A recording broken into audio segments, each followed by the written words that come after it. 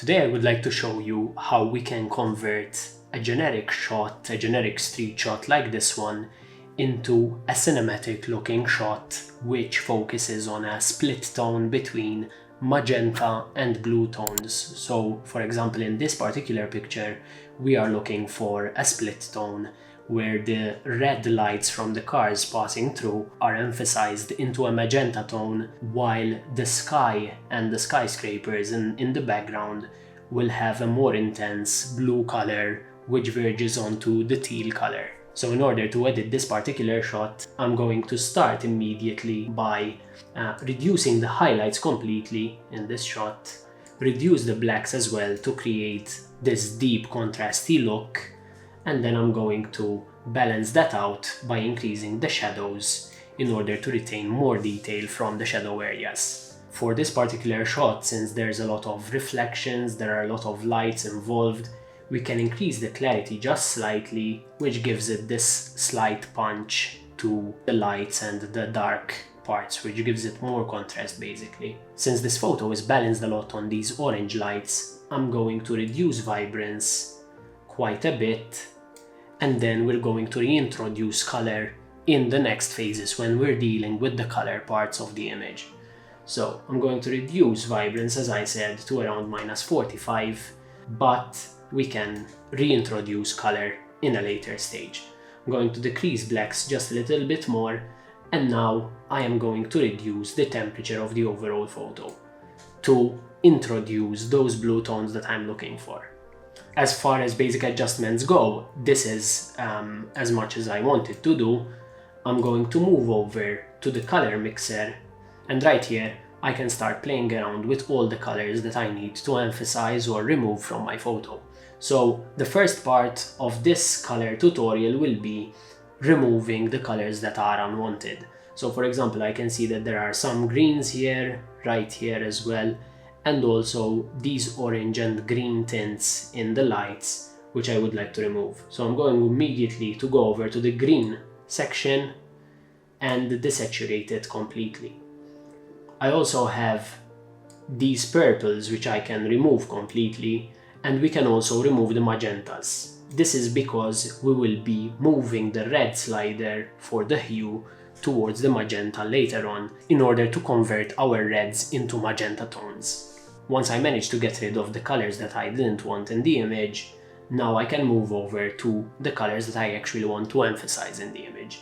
And these are the reds. I'm going to move, as I said, the hue slider towards the very left, and the reds, as you can see, have been emphasized into a magenta tone. We can increase the saturation by a bit, and we can also decrease the luminance in order to make it slightly less bright.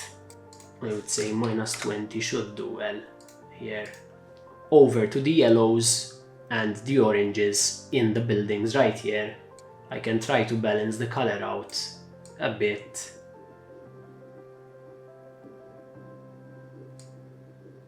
That looks a bit better. And now we can move over to the blues. And the blues are the major part of the image basically. So I'm going to immediately move my blues towards the aqua. I'm going to increase saturation completely right here, and I can also increase luminance by just a bit. We can increase saturation for the aqua tones as well, and if we take a look at the difference of the color mixer, you can see that we've immediately started to move towards this blue and magenta split tone. Now, in order to emphasize this split tone, we're going to go to the color grading tab right here, and I'm going to select the shadows, move the shadow color towards the blues or teal, and I can emphasize the color as much as I want from the saturation, and I can also play around with the luminance right here. Going to keep the luminance a bit low. We don't want to overdo this look because it might look like it's a bit too saturated. But now I'm going to move over to the midtones, going to introduce a bit of red to the image in the midtones. As you can see, these parts have taken a bit of a red tint. You can reduce the saturation just slightly, no need to overdo this part as well. And now I'm going to move over to the highlights. And as you know, our highlights are mostly focused on the red and magenta, so I'm going to make sure that my highlights retain those red and magenta colors. We can also play around with the luminance here as well. Now over to some local adjustments to target specific areas of the image. As you know, we already increased clarity by just a bit in the basic adjustments, and that was to create more contrast in the shadow and highlight areas.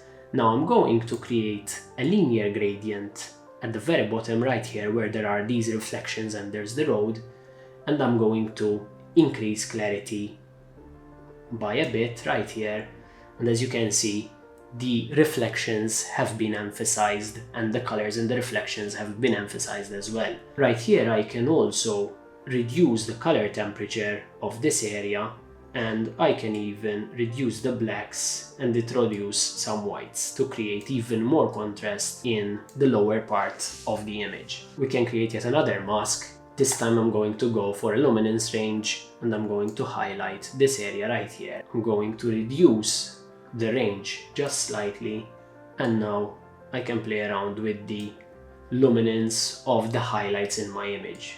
I can reduce the highlights just slightly, not too much. We can play around with the color balance of the highlights as well. Next, I'm going to select a color range mask. I'm going to select this orange color right here. I'm still not happy with that particular color, so I'm going to make sure that I reduce that color as much as possible and try to balance out the overall look of the image. I'm going to once again create a color range. I'm going to select this magenta color in the car lights, and I'm going to emphasize the exposure just slightly and maybe emphasize the color as well. Perfect. Now, one final thing I would like to do is yet another linear gradient from the very top right here, where the blue and teal colors are more prominent, and I'm going to increase highlights by a bit. Maybe increase the blacks just slightly.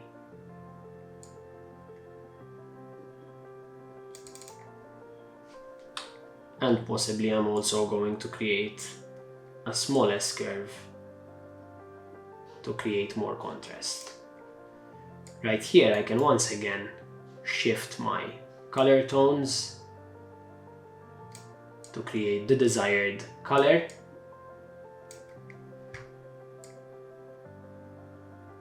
I think that's good enough. That's it with the local adjustments. I'm going to go to the detail tab, increase sharpening by quite a bit because I can see that the image is slightly soft. We're going to increase masking nearly to the 100% mark, reduce radius to create a fine edge around each of our edges, and sharpen only those edges and increase the detail, and some noise reduction by increasing the luminance slider right here to reduce noise. One final thing we can do just after doing all this is to make sure that our color balance is correct. We can keep adjusting the color balance right here in the calibration tab. As you can see, we have even more adjustments to make here. We can reduce these oranges even further, and we can make sure that the saturation in our blues is punchy and as high as possible. Now let's compare the before and after of this shot, and you can see this shot was taken some 11 years ago in Dubai. It's a very hazy shot with all these orange street lights, and we've managed to convert it into this cinematic long exposure photo with cars going through this road and the taillights of those cars obviously leaving this nice red or magenta looking streak of light. And we've also converted the sky and the buildings into this teal and blue looking color. As you can see, the shot is now really balanced in terms of color and in terms of split toning, and we have these reds complementing the blues and just a hint of orange hues which complement the blues in the background. I hope you find this tutorial useful because night shots can be really interesting when you manage to create a perfect color balance. This particular shot, we managed to create a cinematic looking scene with a few masks, a few color corrections, and as you can see, the results speak for themselves. Please make sure to like and subscribe, and thanks for watching as always.